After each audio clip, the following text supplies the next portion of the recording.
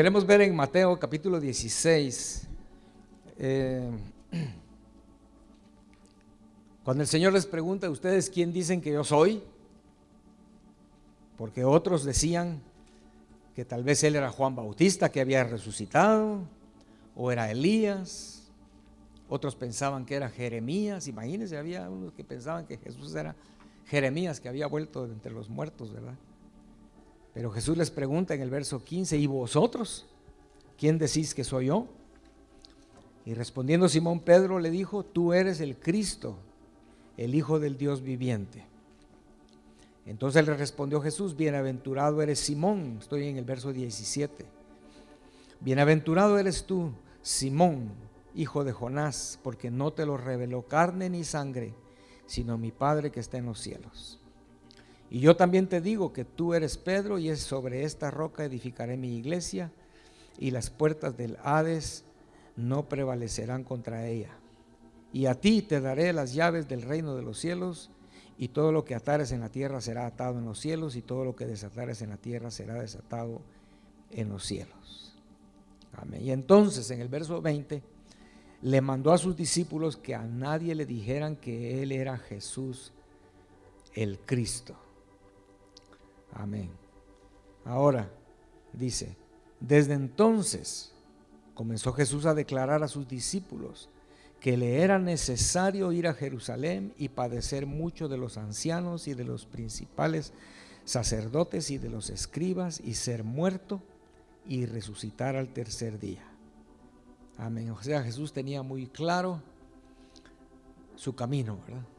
Lo que era la voluntad de Dios para él, lo tenía claro, y es lo que Dios quiere para nosotros, que cada vez se nos haga más claro cuál es el propósito de Dios para nuestra vida, y que lo aceptemos, lo abracemos. Verso 22: entonces Pedro, tomándolo aparte, comenzó a reconvenirle diciendo: Señor, ten compasión de ti, en ninguna manera esto te acontezca. ¿Ve el contraste? Imagínense que uno de nosotros llega un momento en que te tienes claro cuál es el plan de Dios para tu vida, y tú tomas la decisión: yo voy a hacerlo, Señor, y que se te atraviesa algo y te dice: no lo hagas, estás loco, ¿verdad? Por eso es que el Señor le dice, ¿verdad? Volviéndose le dijo a Pedro: quítate delante de mí, Satanás, le dijo, ¿verdad? No es que Pedro fuera Satanás, pero Satanás estaba utilizando a Pedro con sus sentimientos, con su falta de entendimiento espiritual, para evitar que Jesús cumpliera el propósito de su vida, ¿verdad? Hermano, ¿de qué sirve vivir 1000 vidas, miles y miles de años, si no vamos a dar en el propósito de Dios para nuestra vida? ¿De qué sirve? Amén. Entonces, verso 24. Bueno, le dijo: quítate delante de mí, Satanás, ¿verdad? En el verso 23: me eres tropiezo, porque no pones la mira en las cosas de Dios, sino en las de los hombres. Entonces Jesús dijo a sus discípulos, y este es donde quiero que pongamos atención en esta tarde, hermanos. Amén. A raíz de lo que acabamos de ver, ¿verdad? El Señor se vuelve a sus discípulos y les dice esto, ¿verdad? Si alguno quiere venir en pos de mí, niéguese a sí mismo y tome su cruz y sígame. Porque todo el que quiera salvar su vida, la perderá.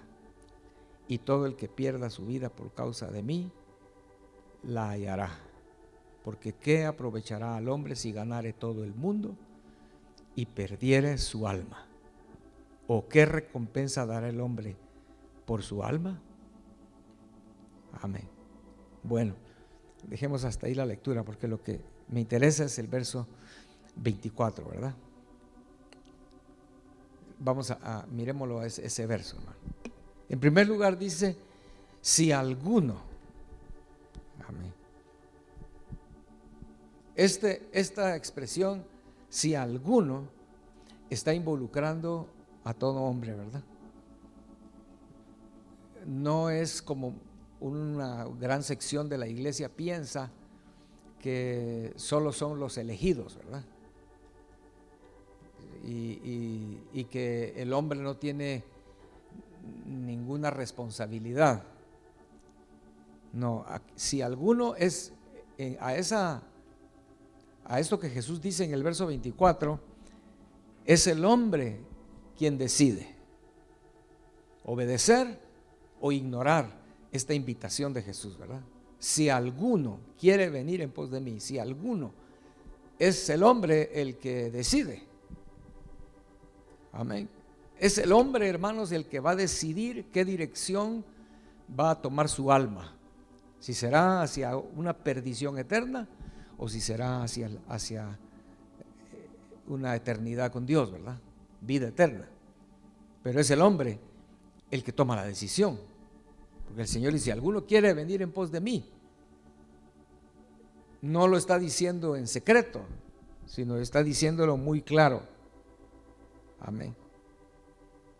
El Hijo de Dios, que es el que puede salvar al hombre, o sea, Él es el que nos puede salvar, ¿verdad? Y Él es el que está diciendo al hombre, si alguno quiere venir en pos de mí, sígame. Y la verdad entonces es que algunos seres humanos oyen eso y se levantan y empiezan a seguirlo, ¿verdad? Como Mateo, recuerdan que Mateo estaba cobrando impuestos, ahí estaba, tenía su no sé si era una mesa o era un booth, algo, un cuarto cerrado con una ventana, no se sabe cómo era, pero cuando Jesús pasó le dijo, Mateo, sígueme. Y dice la Biblia que Mateo dejó todo ahí y lo siguió, ¿verdad? Bueno, no sé si dejó todo, tal vez agarró el dinero, lo metió a la bolsa y empezó a seguirlo, algo, pero la cosa es que no se quedó allí, lo siguió, ¿verdad? Pero va a haber un grupo grande que no van a oír la voz de Dios, no lo van a oír. Si alguno quiere venir en pos de mí, solo van a oírlo bueno, tal vez otro día, ¿verdad? Tal vez de la manera como muchas veces a todos tal vez nos ha pasado, ¿no? En el momento menos pensado, en el momento más inoportuno muchas veces, porque tienes alguna prisa que de verdad es una prisa y vas en tu carro y de repente ves a alguien que necesita ayuda porque se le arruinó la llanta o algo, pero uno dice, ay, lástima que ahora sí tengo prisa, ¿verdad? Y no vas a parar, no paras. ¿A cuánto nos ha pasado algo así? Que de verdad ese día sí sabes que no puedes, tal vez te tocaba venir a dirigir aquí las alabanzas y ya eran las 2, ¿verdad? Entonces dice, oh, Señor, envía a alguien que ayude a este pobre porque yo no puedo, ¿verdad? Muchos van a tener algo muy importante que hacer al oír la voz, la invitación, si alguno quiere venir en pos de mí, y lo van a ignorar, ¿verdad? Van a dejar pasar la invitación. Pero que el Señor permita que nosotros respondamos a la invitación. Amén, hermanos. Y entonces, cuando una persona, un ser humano, oye la invitación, si alguno quiere venir en pos de mí, y se levanta de su lugar, sale de donde está y empieza a caminar en pos del Señor, en ese momento se hace una división enorme, una separación grande entre ese hombre y los demás hombres. Este hombre empieza a abrirse un abismo, digámoslo así. Amén. No sé si eso le pasó a usted, pero el día que decidiste oír esa voz de seguir a Jesús, empezó a haber una distancia más grande cada vez con tus familiares en primer lugar, ¿verdad? Muchas veces es así. Después con los amigos, y cuando sientes hay una distancia, una separación enorme, ¿verdad? Porque esa persona está siguiendo en pos de Jesús y todos los demás andan en todo mil y una cosas, ¿verdad? Amén. Pero la verdad, hermanos, es que el día del juicio va a confirmar quiénes serán los que de verdad decidieron seguir a Cristo. Amén. No perdamos de vista que el Señor dice que en su pueblo no todos son trigo, ¿verdad? Es la verdad. No todos son trigo. Entonces, y Pablo dice en Corintios, el que piensa estar firme, dice, mire, no caiga. O sea, la Biblia nos advierte para que nos aseguremos que somos de los que estamos siguiéndolo. Somos de esos algunos que decidimos oír la invitación y aceptarla. Amén. Recuerde que esa invitación nos va a llevar a lo que acabamos de leer, al punto donde vas a estar consciente de hacia dónde vas, cuál es tu propósito, y no quieres que nadie se atraviese, como Pedro quiso detener a Jesús, ¿verdad? Y tal vez va a ser una persona muy amada, tal vez tu propio esposo, tu propia esposa va a querer detenerte, pero si llegamos a ese punto, que es lo importante, ¿verdad? Levantarnos y seguirlo solo es el inicio, pero va una caminata donde se va a ir haciendo claro hacia dónde voy, y yo quiero llegar y no voy a permitir que nadie me impida, ¿verdad? Amén. Entonces dice, si alguno quiere venir en pos de mí, o sea, los que se levantan y empiezan a seguirlo, tienen que aceptar los requisitos y las condiciones. Amén. Porque no son los seres humanos los que van a poner los términos del contrato, digámoslo así, si fuera un contrato, ¿verdad?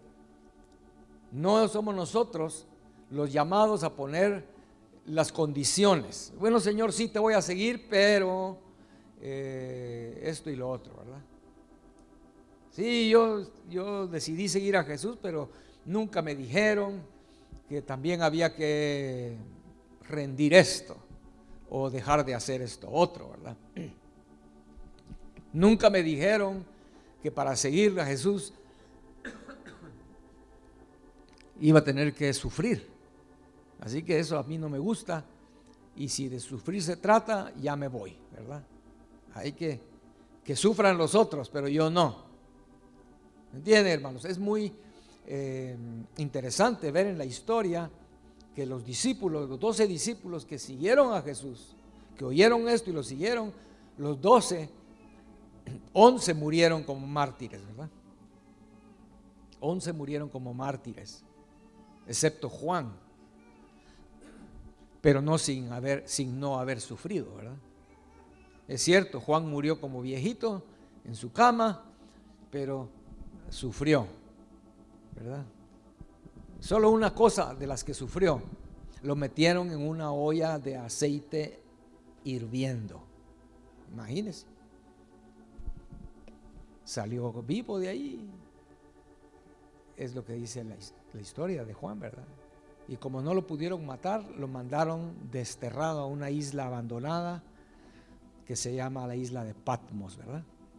Y ahí comiendo tal vez caracoles de la playa, una dieta muy llena en proteínas, ¿no? Ahí fue donde Juan recibió la revelación del Apocalipsis, ¿verdad? Pero entonces, el hombre no es el que pone las condiciones. Si nosotros vamos a decir, sí, Señor, tú me estás pidiendo que te siga, acepto las condiciones. Amén. Porque la verdad es que son muchos, hermanos, los que se abandonan el camino porque no están dispuestos a llenar las condiciones. Es triste, ¿verdad? Y Jesús los ve que se alejan. Pensémoslo de esa manera, ¿verdad? Es como un padre. Como un padre que, esto yo lo he sabido de varios casos como este. El hijo se va de la casa porque no quiere obedecer a los padres. Está pervirtiendo a los otros hermanos porque está metido en un montón de cosas. Entonces el papá le dice, tienes que irte de la casa, no puedes estar aquí. Entonces el hijo se va y después de un mes, 2 meses, un año, regresa. Arrepentido, ¿verdad? Porque allá afuera las cosas no son fáciles, ¿verdad? Entonces regresa y quiere otra vez entrar a la casa y le pide perdón al papá. Y el papá le dice, está bien, hijo, le dice, pero las condiciones son estas, ¿verdad? Tienes que ir a la iglesia con nosotros, tienes que dejar esto, lo otro. Y muchas veces el hijo no quiere, ¿verdad? Pero soy tu hijo, pero hay condiciones. Entonces el hijo ese vuelve a agarrar sus maletas, si es que tiene, ¿verdad? Sea una bolsa de Walmart con lo poco que tiene ahí, y se va. Y el padre lo ama. Y el padre solo se le queda viendo con un dolor en su corazón, ¿verdad? Pero el padre sabe, un padre justo, ¿verdad? Un padre recto que conoce el camino de Dios, lo va a ver irse, pero no va a estar dispuesto a hacer componendas, ¿verdad? A negociar las condiciones. No, las condiciones son estas, y aunque el hijo no, si no las quiere sujetarse a esas condiciones, el papá lo va a ver irse con dolor, amándolo, lo ama, pero no puede aceptar condiciones. Igual es Jesús. Muchos cristianos empiezan a caminar al oír el llamado, si alguno quiere venir en pos de mí, sí, yo también, ¿verdad? Pero no quieren estar de acuerdo con las condiciones. Y dicen, no, es que no estoy de acuerdo con esto, es que esto me parece muy estricto, muy fanático, pero son las condiciones de Dios. Entonces esa persona, muchos hermanos cristianos se van, y Jesús no está contento con eso. Su corazón está dolido porque los ama. Pero esto es muy claro para nosotros. Jesús no va a estar dispuesto a negociar con nadie, decirle, bueno, para que no te vayas, a ti pues sí te voy a dar permiso de que hagas así, a ti sí te voy a dar permiso de que no tengas que hacer esto otro, ¿verdad? Jesús no va a hacer eso. ¿Sí lo comprendemos eso, hermanos? Amén. Porque al final Jesús va a ser para el ser humano o el rey de su vida o el juez. Y eso es algo que usted y yo necesitamos entender, ¿verdad? En esta hora, hermanos. Amén. Cada uno de nosotros va a decidir si ahora Jesús es tu rey o al final Jesús va a ser tu juez. ¿Qué quieres tú? ¿Qué es lo que queremos? Entonces, si queremos que Él sea nuestro rey, hoy tenemos que seguirlo y estar de acuerdo con las condiciones que Él pone. O sea, por eso es que el mundo está lleno de cristianos, ¿verdad? Entre comillas. No es lo mismo hablar de digamos, los cristianos en general de Estados Unidos con los cristianos en general de la China, ¿verdad? O de Irán. Estaba oyendo yo que en Irán hay más o menos como 1000 iglesias clandestinas. ¿Usted cree que esos cristianos son igual a los cristianos de Estados Unidos? Son cristianos que están pagando un precio y son cristianos que de verdad han decidido seguir a Cristo, no importa lo que sea, han aceptado las condiciones, ¿verdad? Pero el cristiano de el occidente, ¿verdad? Como se dice, muchas veces esos cristianos ni siquiera están interesados en que la gente sepa que son cristianos. Mejor si no saben, así no sufren vituperio, no sufren burlas, no sufren persecución. Entonces, si no estamos cumpliendo con las condiciones, Jesús no va a ser nuestro rey ahora, pero en el juicio final Él va a ser el juez. Y eso es lo que no queremos, pero lo que queremos es que Él sea nuestro rey. Y si Él es nuestro rey, nosotros vamos a ser sus súbditos, obedientes, ¿verdad? Amén. Ahora, hermanos, ¿cuáles son los requisitos entonces del discipulado, verdad?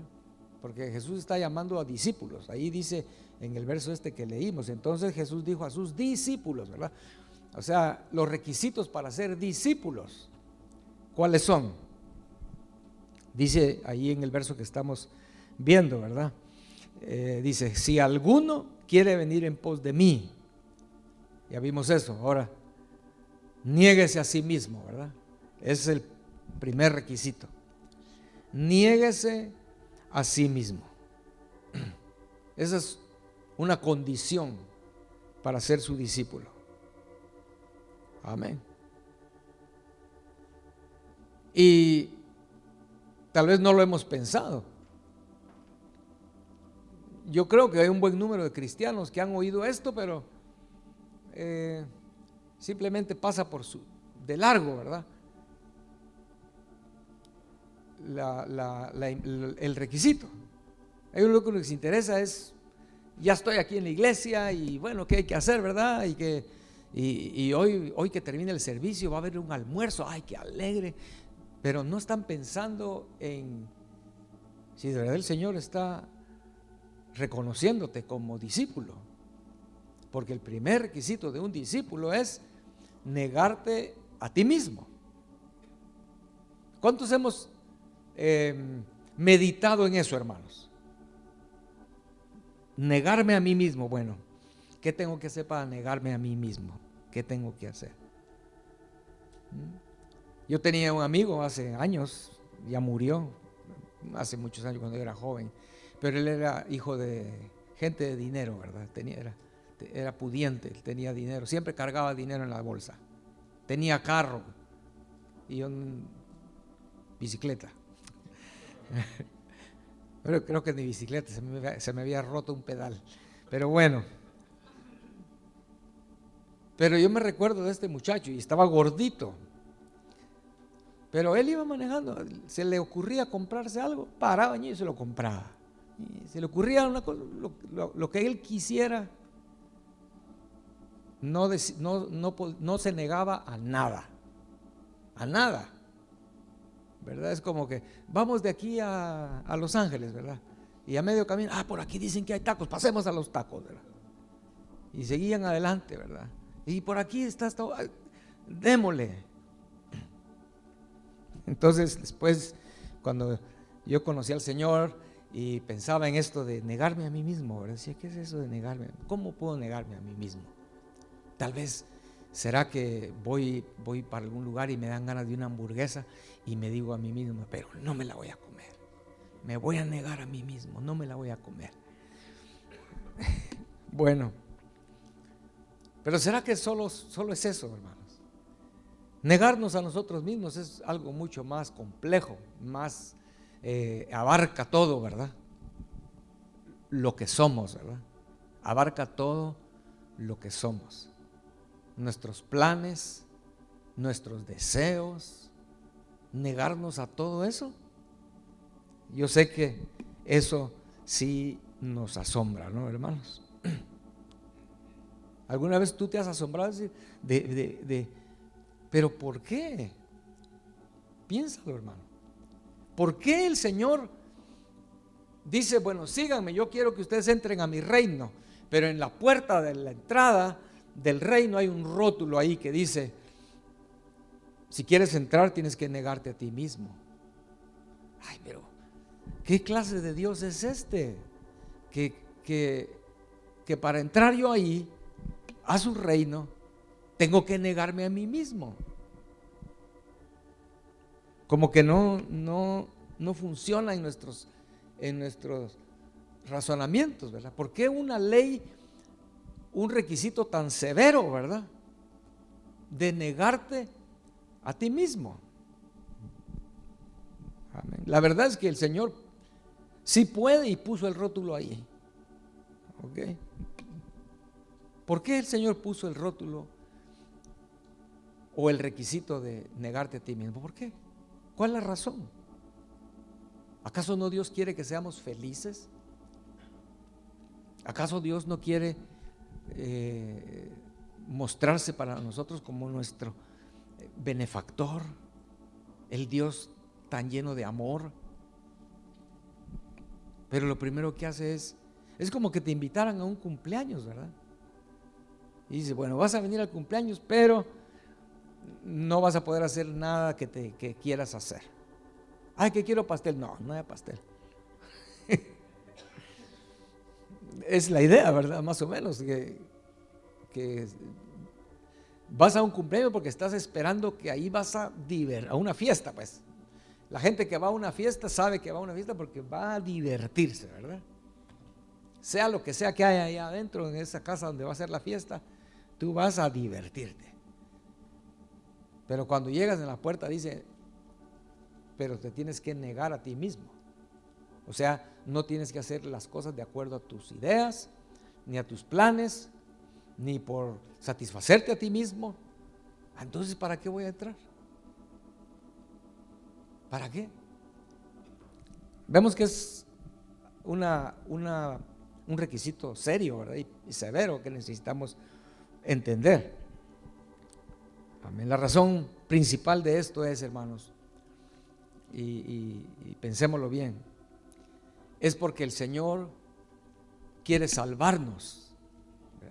Por eso Él se llama el Salvador, ¿verdad? Otro nombre de Él es el Libertador. Pero para Él poder salvarnos, tiene que salvarnos primero de nosotros mismos, ¿verdad? ¿Ok? Esa es la razón, hermanos. Él quiere librarnos de nosotros mismos. Y nadie que no alcance eso entrará a la verdadera fiesta eterna, ¿verdad? A la verdadera libertad en Cristo Jesús, donde eternamente será una cosa maravillosa, ¿verdad? Amén. Estaba leyendo sobre el cielo y me asombró porque, según decía ese escritor, hay un buen número de cristianos que no quieren ir al cielo, porque la idea que ellos tienen del cielo es algo no llamativo, ¿verdad? Aburrido. Literalmente, hay cristianos que creen que en el cielo tú vas a estar ahí eternamente, sin descansar, diciendo, santo, santo, santo, ¿verdad? Es lo que dice el Apocalipsis, ¿o no?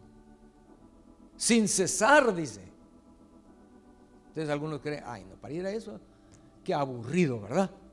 Ir al cielo y estar eternamente diciendo santo, santo, santo. Entonces, porque es una mala comprensión de realidad lo que es el cielo, ¿verdad? Una eternidad con Dios. No entendemos, pero definitivamente no es así. No es que vas a estar en una nube con un arpa cantando alabanzas por toda la eternidad sin descansar, ¿verdad? No es así. Entonces, hermanos, el Señor quiere salvarnos de nosotros mismos. El Señor quiere que el yo muera, que es el yo mismo, ¿verdad? Por eso es negarme a mí mismo para que yo muera, porque el yo es el que nos tiene atados, esclavizados y corrompiéndonos, ¿verdad? Y no va a haber liberación, hermanos, hasta que nos neguemos al yo y muera. ¿Ok? El yo es como un rey que está dentro de nosotros en su trono y él es el que manda. Él es el que tiene el control. Por eso el coro dice, siéntate en tu trono, Señor, en mi corazón, ¿verdad? y toma control total de mi ser. Esa es la meta. Es lo que Jesús quiere hacer. Pero Jesús no va a entrar violando tu libertad, violando tu libre albedrío. No, él dice, si alguno quiere, es la invitación, ¿verdad? Él no va a decir, venga para acá, yo voy a entrar y ¿qué? Y sacar a ese rey que está dentro y matarlo y tomar el control. Él no va a hacer eso, él nunca va a hacer eso. El yo que está en el corazón nuestro es el que está ahí como rey, ¿verdad? Y es malo, porque nos tiene esclavizados. Porque la naturaleza del Señor en nosotros anhela de Dios, pero ese rey que está ahí dice, no, yo quiero mis cosas, ¿verdad? Yo quiero mis deleites, yo quiero mis placeres, yo quiero mi tiempo, yo quiero esto y lo otro. Y no deja, y si nosotros no nos negamos a nosotros mismos, que es lo que el Señor está diciendo, hermanos, ese yo que está ahí como rey nos va a terminar llevando al final a la muerte. Amén. Ahora, porque hay más requisitos, ¿verdad? O algo más importante que Jesús dice aquí, ¿verdad? Nadie con su propia fuerza, pensemos esto, ninguno de nosotros con nuestros propios esfuerzos vamos a poder matar al yo. ¿Ok? Ninguno de nosotros con nuestras propias fuerzas vamos a poder romper las cadenas que el yo ha puesto alrededor de nosotros, ¿verdad? Nos trae encadenados, ¿verdad? Totalmente encadenados y somos incapaces de resistirnos a esas cadenas, se nos tienen atados, hermanos. Amén. Pero lo que Jesús dice aquí en este verso 24 nos revela aquí cuál es la fuente de poder que va a poder libertar nuestra alma. ¿Ok? ¿Lo podemos imaginar o no? Nuestra alma está atada con cadenas que el yo las ha puesto, y ninguno de nosotros somos capaces de romper esas cadenas. Pero aquí en el verso 24 Jesús nos muestra cuál es la fuente de poder para que esas cadenas sean rotas. Leámoslo. Dice, verso 24, niéguese a sí mismo y tome su cruz, dice. La cruz es la que va a romper las cadenas. Amén. ¿Sí lo entendemos, hermanos? La cruz es la que nos va a librar. Con el paso de los años, ¿verdad? De los siglos, desde cuando Jesús murió en la cruz. Con el paso de los años, esa cruz fue dejando de ser algo horrible. Y en el ámbito cristiano, ¿verdad? La cruz ha venido a ser algo hasta muy bonito, ¿verdad? Y hay gente que anda con una crucecita de oro, ¿verdad?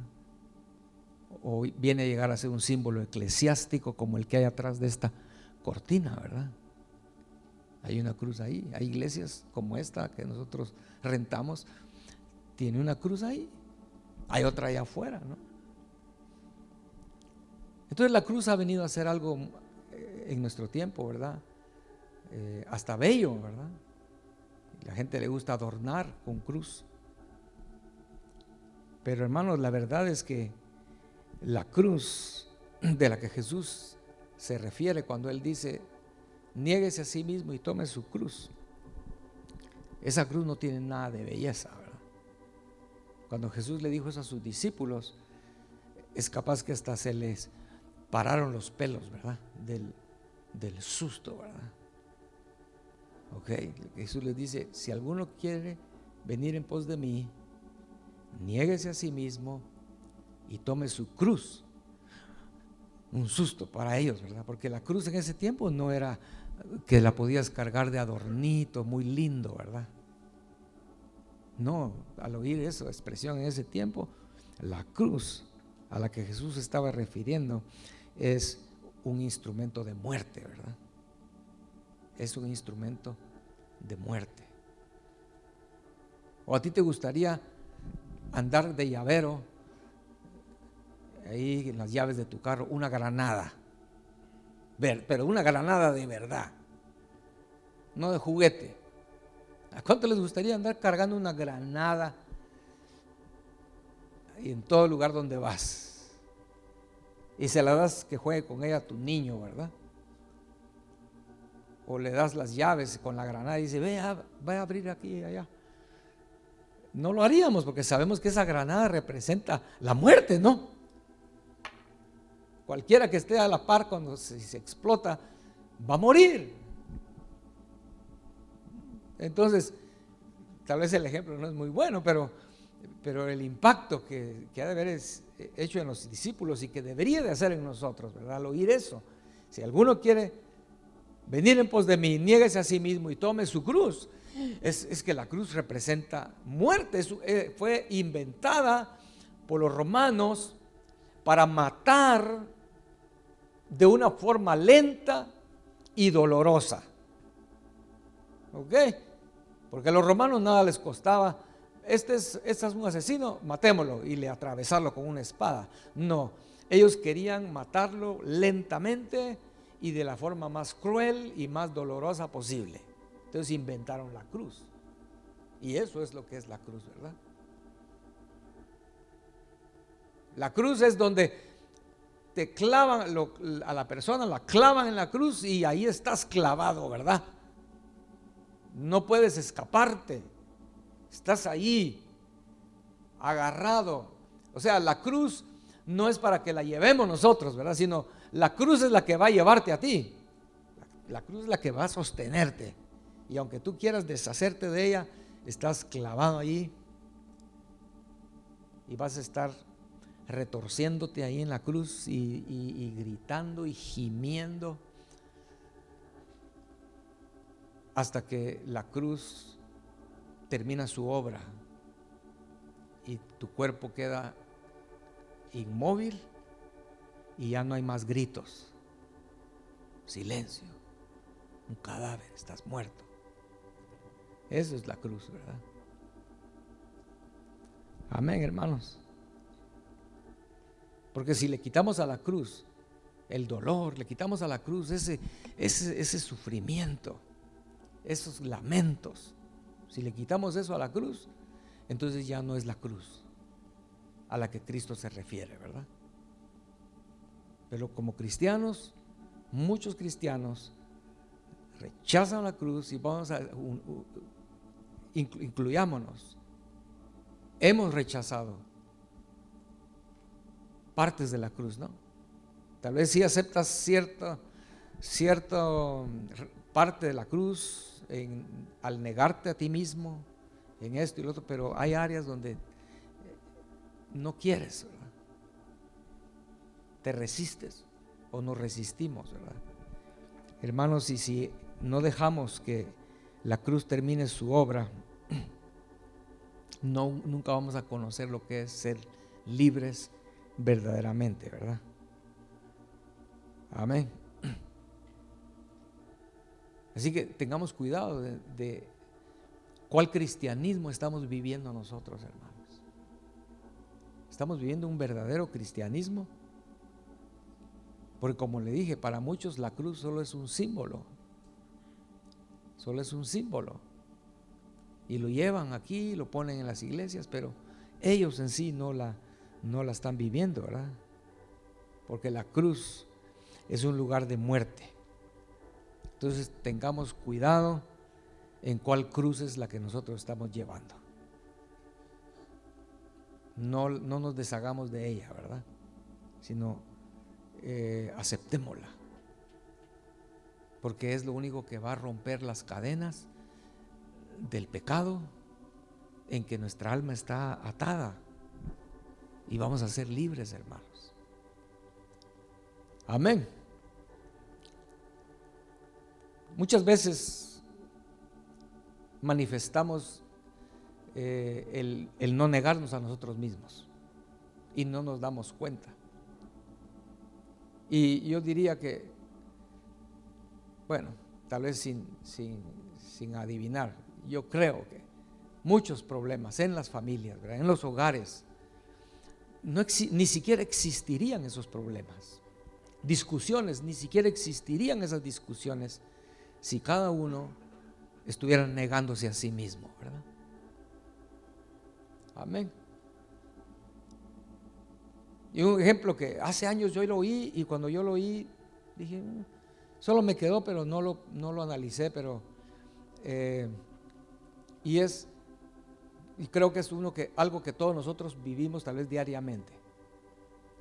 Cuando Jesús fue invitado a unas bodas, ¿verdad?, en Juan capítulo 2, fue invitado a unas bodas en Caná de Galilea, y dice la Biblia que Jesús asistió a la boda con sus discípulos, ¿verdad? Amén. Como le dije hace un rato, a una fiesta, ¿verdad? Uno va pensando, una boda, que alegre. Va a haber amigos, va a haber música, va a haber comida, y va a haber vino en la boda, ¿verdad? Y el vino alegra el corazón, dice la Biblia, ¿verdad? No está hablando de emborracharse, pero el vino era utilizado y es utilizado para eso. Y Jesús llega a la boda y está ahí con sus discípulos disfrutando de la boda. Ya había pasado un buen tiempo cuando de pronto llega su mamá, ¿verdad?, y le dice que quiere hablar con él, ¿verdad? Y el problema es que se acabó el vino. Usted ya sabe la historia, ¿verdad? ¿Cuántos pueden ver ahí un ejemplo de lo que estamos hablando? De negarnos a nosotros mismos. A ver, ¿cuántos pueden ver ahí un ejemplo de eso? En esa situación.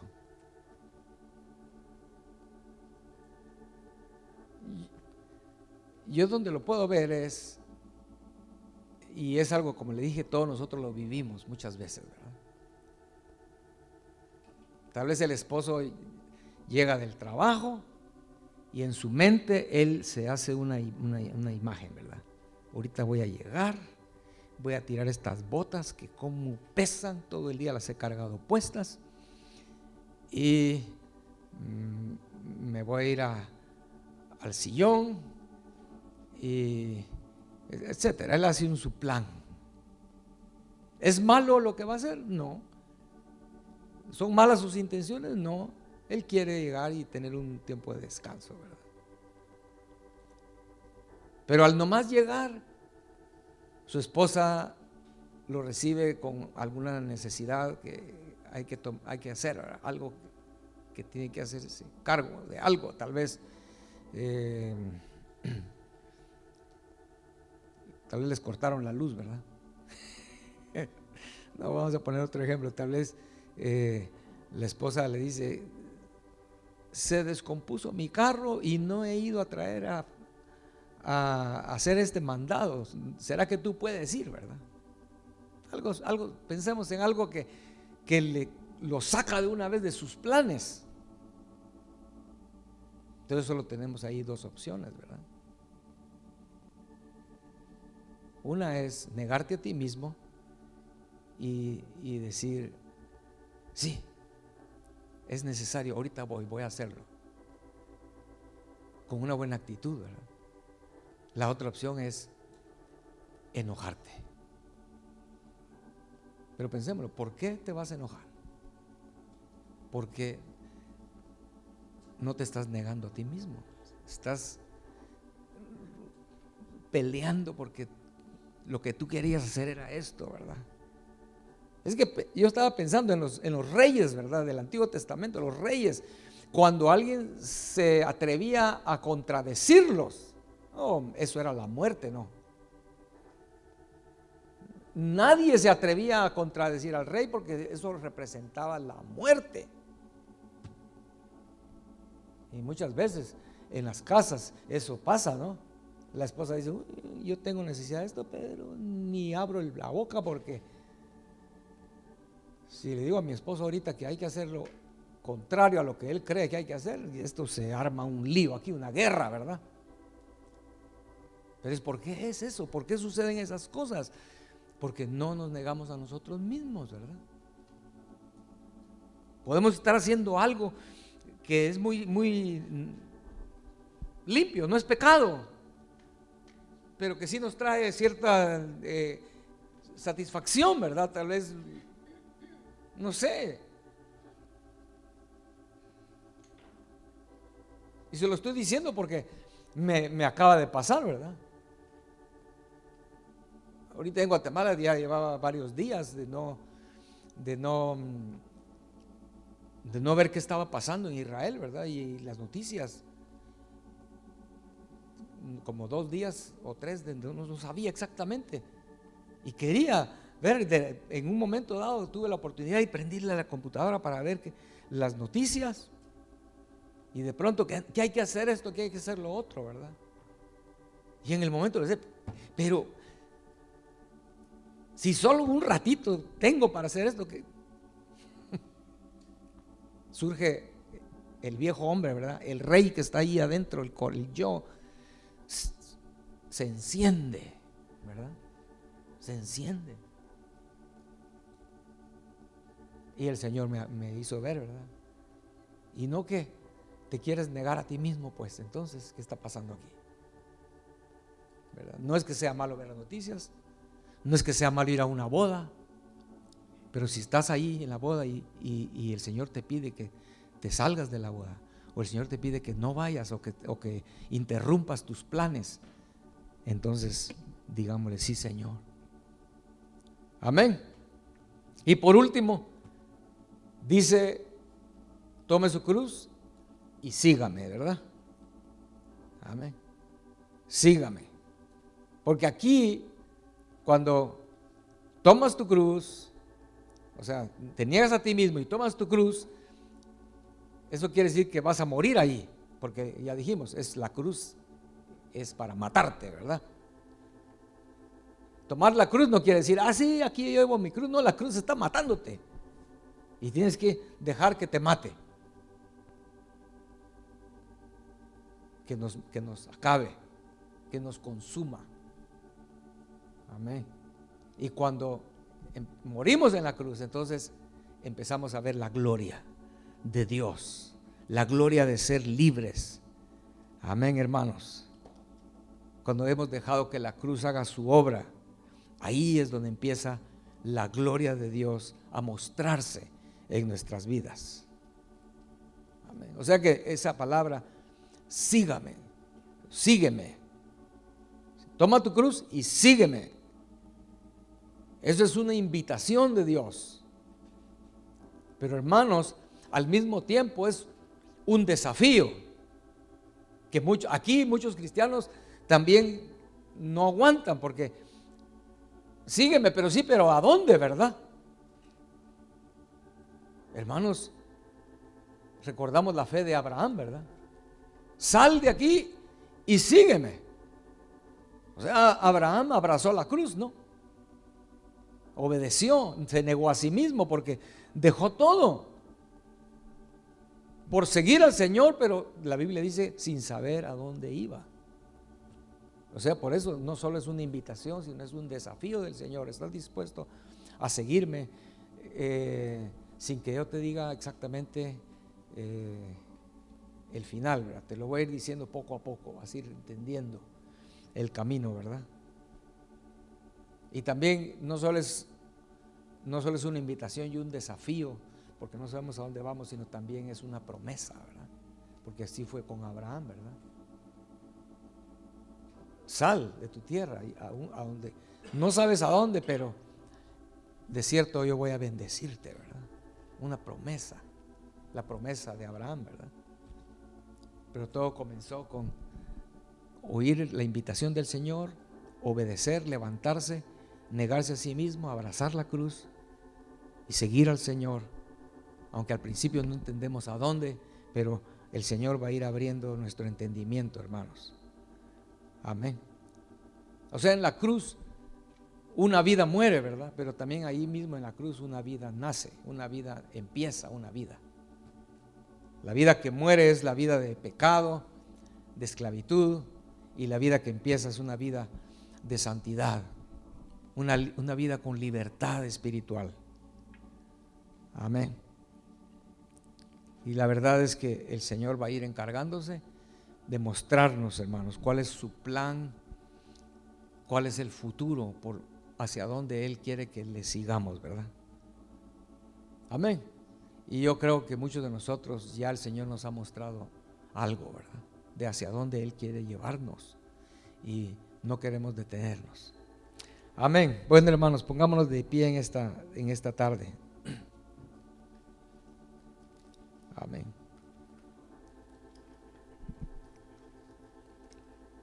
Espero que la mayoría aquí tengan un vislumbre de hacia dónde el Señor está diciéndonos que lo sigamos. ¿Ok?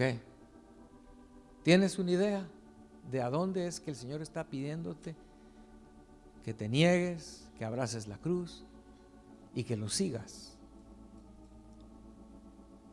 Porque sería como dijéramos, el Señor no va a dejarnos, como no dejó a Abraham tampoco, totalmente a ciegas, ¿verdad? Poco a poco el Señor le fue mostrando a Abraham hacia dónde quería llevarlo, ¿verdad? Tal vez Abraham al principio se imaginó una tierra con árboles frutales, con un manantial, pero ¿cuál fue su sorpresa? Que cuando el Señor le mostró hacia dónde era, le dice: ¿puedes contar las estrellas? Le dice. No, Señor, pues así va a ser tu descendencia. O sea, es una meta mucho más grande y eterna, ¿no? Entonces, démosle gracias a Dios, hermanos. Cerremos nuestros ojos y que el Señor permita que seamos de los que oyen la invitación y se levantan. O aquí hay algunos que ya se han levantado y ya empezaron a negarse a sí mismos y están abrazando la cruz que va a matarnos. Señor, permite que el Calvario en mí sea real. Señor, permite que yo pueda ver que el Calvario en mí funcione, que la cruz funcione en mí. Amén. Queremos eso, hermanos, con nuestros ojos cerrados. Queremos que la cruz termine su obra en nosotros. Digámosle al Señor en esta tarde: oh, que el Calvario en mí sea real, Señor, que termine la obra. Quita, por favor, de mi corazón el yo que me ha impedido tanto, me ha destruido, me tiene esclavizado. Hermano, de verdad hay cosas que no puedes evitar hacerlas, cosas malas que no puedes evitar seguir haciéndolas. Pero si tú cantas hoy: Señor, yo me quiero negar a mí mismo, que el Calvario, que la cruz en mí sea real, Señor, hasta que no quede vivo ese yo, que quede muerto, que no se oigan más sus gritos ni su influencia. Líbrame, Señor. Amén.